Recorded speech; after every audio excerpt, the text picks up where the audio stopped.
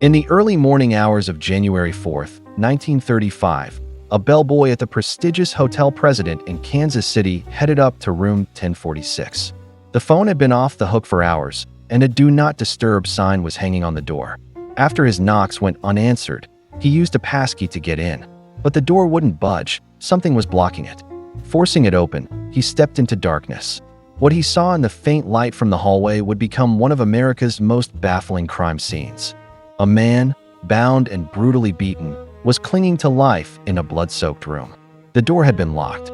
When police desperately asked him who did this, the dying man whispered just one word before taking his secret to the grave: nobody. This is the chilling true story of the man in room 1046, a mystery that starts 2 days earlier, with a guest who checked in with no luggage and a name that didn't exist.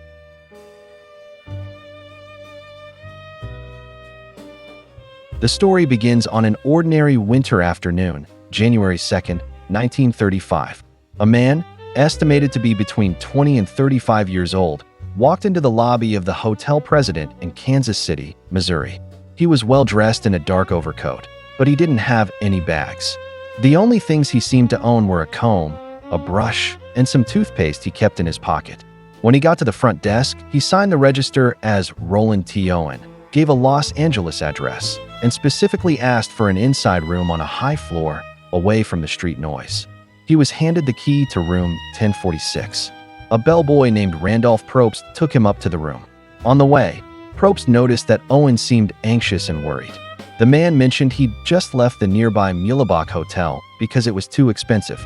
But for a man watching his money, it was strange that he had no luggage at all. Probst also saw that Owen had a visible scar on his scalp and cauliflower ear, which suggested he might be a boxer or wrestler. Yet, he didn't offer any personal details. He was a ghost, a man without a past, walking into a room that would soon become his tomb.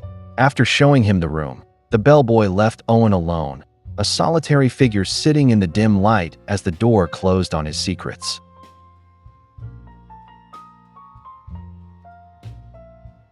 The next day, January 3rd, the mystery of room 1046 started to pull in the hotel staff, who would become the main witnesses to the strange events. A maid named Mary Soptic went to clean the room that afternoon. She knocked, and a deep voice told her to come in. When she opened the door, she found a scene that struck her as odd right away. The room was almost pitch black, with the only light coming from a single, dim lamp. Roland T. Owen was sitting on the bed, fully dressed, just staring into the darkness. Mary saw that he looked worried, maybe even scared. While she was cleaning, she spotted a note on the desk that read, "Dawn, I'll be back in 15 minutes. Wait." This suggested Owen was expecting someone named Dawn. But the feeling in the room wasn't anticipation, it was dread. Before she left, Owen asked her not to lock the door because his friend was coming soon. Mary did as he asked, leaving the door unlocked. She later told police that his haunted look stayed with her. He looked, she said, like he was afraid for his life. Who was he so scared of? And who was this Dawn he was waiting for in the dark? While guests came and went, a silent, tense drama was unfolding inside room 1046, and the main character seemed like a prisoner in his own room.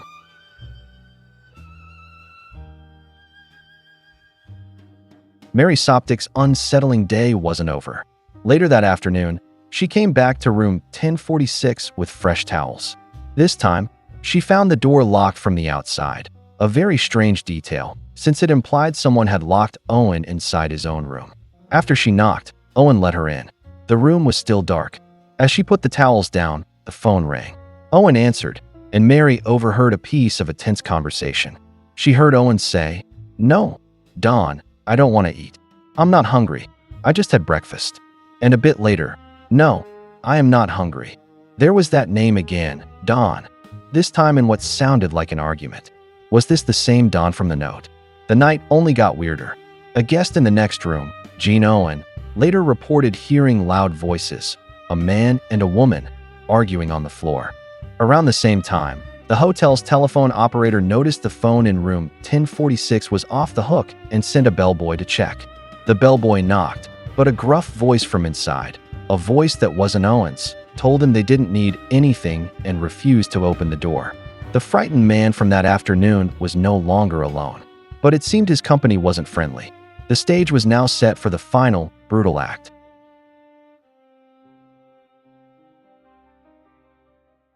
The morning of January 4th arrived, cold and gray. Once again, the switchboard operator saw that the phone in room 1046 was off the hook. Around 11 a.m., she sent the bellboy, Randolph Probst, to investigate. Probst found the Do Not Disturb sign on the doorknob. He knocked loudly, but got no answer. After his shouts were met with silence, he used a passkey. The door only opened a few inches before something heavy blocked it. Probst pushed his shoulder against the door and forced his way in. The sight that greeted him was a nightmare. The room was in chaos. Blood was splattered on the walls and ceiling. And on the floor, blocking the door, was Roland T. Owen. He was nude, kneeling, his head covered in blood. He had been tied up with cords around his neck, wrists, and ankles. His skull was fractured, and he had a punctured lung from wounds to his chest. Miraculously, he was still alive. Probst immediately called for help. When a detective arrived, he knelt beside the horrifically injured man and asked the one question that mattered. "Who did this to you?" Barely conscious, Owen whispered a reply that would seal this case in mystery forever: nobody. He claimed he had fallen and hit his head on the bathtub, an impossible lie. The torture had clearly gone on for hours. He was rushed to the hospital, but fell into a coma and died just after midnight on January 5th. The investigation had barely started, and its only witness was gone.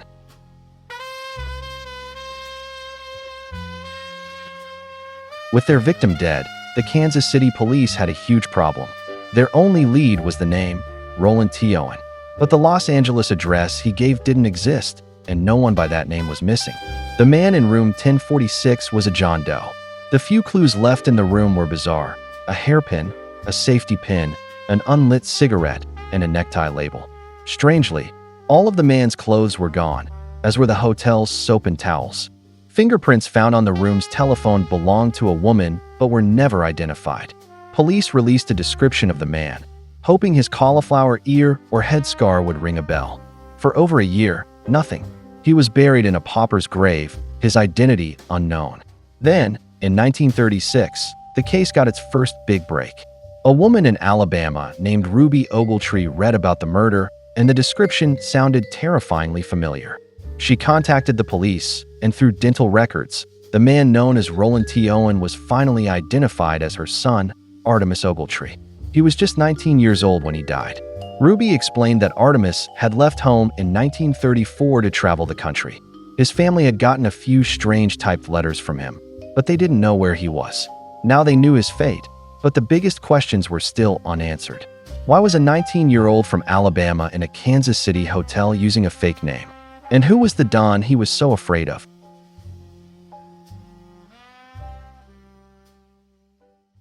The name, Don, first seen on that note, became the focus of the investigation. Who was he? Police theorized this was the man Artemus was waiting for and the person he argued with on the phone. Some witnesses said Artemus had been staying at other hotels with a man identified as Donald Kelso, who might have been his companion turned tormentor. But Don was never found. The mystery got even deeper with a series of anonymous phone calls. Right after Artemis's funeral was announced, a man called the funeral home and the florist to donate money for the burial. He wouldn't give his name, only saying that he wanted to make sure Artemus was buried properly. Then, a more sinister call came in. An anonymous woman claimed a man named Don had killed Artemus over a girl. Another caller told the Ogletree family that Artemus had cheated on a girl, and that cheaters usually get what's coming to them. And then there was Louise. After Artemis's death, his mother received an envelope with money for the funeral and a card signed, "Love Forever, Louise." Was this the woman Artemus was supposedly involved with? Or was she another victim, trying to send clues without being discovered? Like Don, Louise was a ghost. She was never identified, and her role in the case is pure speculation. The shadows of Don and Louise hang over this case, two names tied to a brutal murder with no faces to go with them.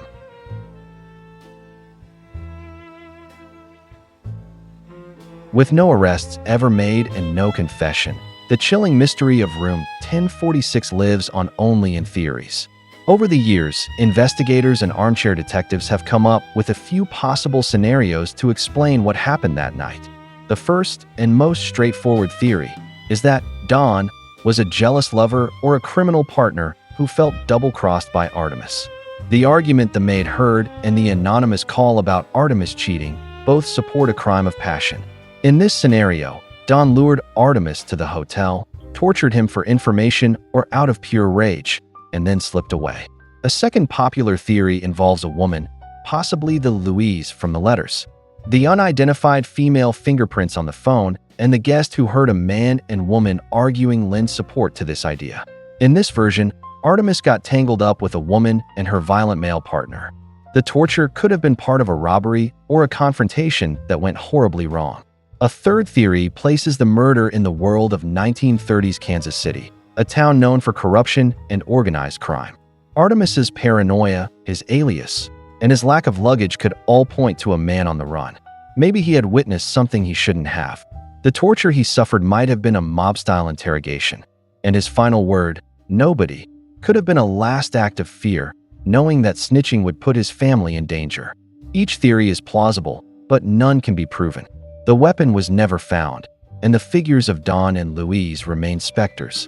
The only thing we know for sure is that on a cold January night, a young man was systematically tortured to death in a locked hotel room, and the people responsible simply vanished. The story of Artemus Ogletree is a haunting reminder that some questions will never have answers. For over 90 years, the mystery of room 1046 has remained a perfect, unsolved crime. Why did he check in under a fake name? Who were the mysterious Don and Louise? And most chillingly, why would he use his dying breath to protect his killer? The hotel president still stands in Kansas City, but the secrets of what happened on its 10th floor that night have been sealed by time. The case is still officially open, a cold case file waiting for a clue that will likely never come. What do you think happened in room 1046? Was it a crime of passion, a mob hit, or something else entirely? Let us know your theories in the comments below. And if you want to explore more of history's most baffling unsolved mysteries, be sure to subscribe and hit that like button. Thanks for watching.